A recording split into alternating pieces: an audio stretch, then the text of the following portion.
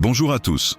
Aujourd'hui, je vous parle d'un film culte, Psychose, réalisé par Alfred Hitchcock en 1960. C'est bien plus qu'un simple thriller. C'est une œuvre qui a bouleversé l'histoire du cinéma, à la fois par son audace narrative et par sa profondeur psychologique. Nous commençons avec Marion Crane, une secrétaire de Phoenix.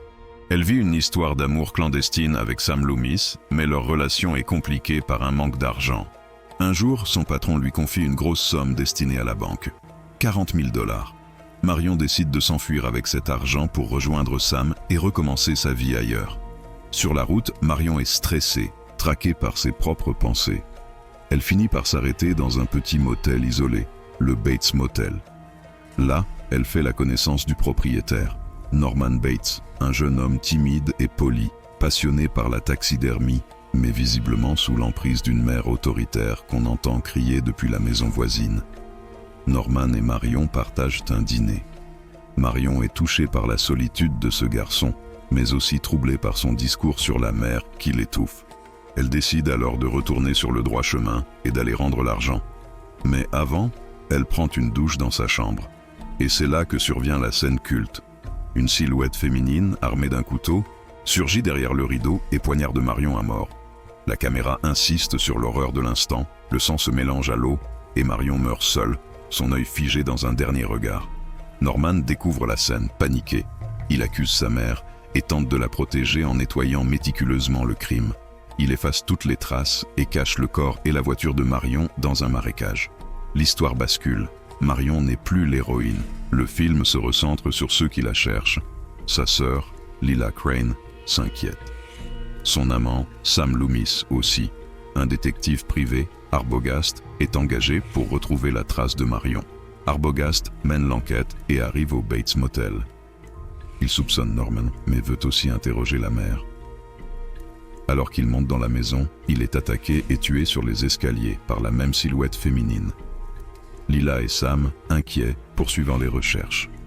Ils découvrent que la mère de Norman est censée être morte depuis 10 ans. Intrigués, ils se rendent au motel.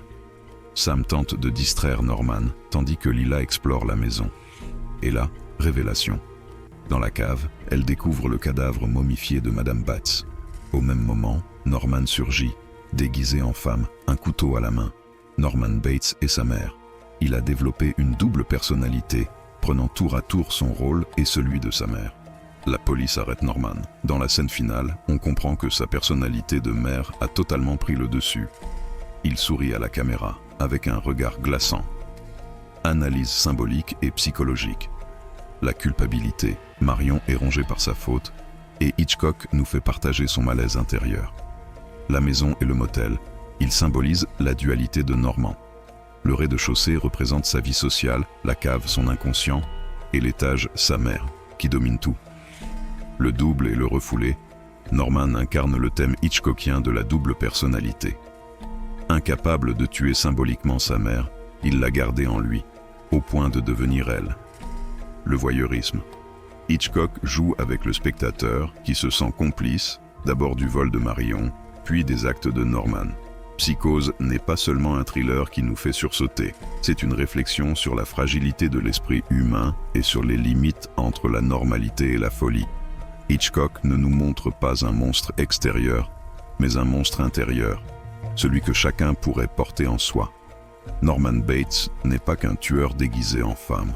C'est un homme enfermé dans une relation pathologique, incapable de se libérer de l'emprise de sa mère.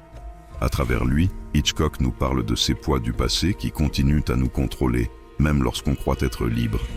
Le film nous renvoie aussi à Marion, ses choix, sa culpabilité, sa peur d'être découverte. Elle symbolise la tentation de céder à nos désirs, même au prix de la morale. Et Hitchcock nous pousse à nous demander, est-ce vraiment Norman qui est monstrueux, ou est-ce que nous portons tous, à notre manière, une part d'ombre prête à se révéler? Alors, la véritable question que pose Psychose est peut-être celle-ci. Qu'est-ce qui nous définit vraiment? Nos actes conscients, ou bien nos pulsions inconscientes? Et si vous aviez été à la place de Marion, auriez-vous rendu l'argent ou pris la fuite? Et si vous aviez été Norman, auriez-vous résisté à cette voix intérieure qui ne cesse de dominer? C'est peut-être ça le plus terrifiant. Hitchcock ne parle pas seulement de Norman Bates, il parle de nous. Voilà pourquoi, plus de 60 ans après sa sortie, Psychose continue de nous fasciner et de nous hanter.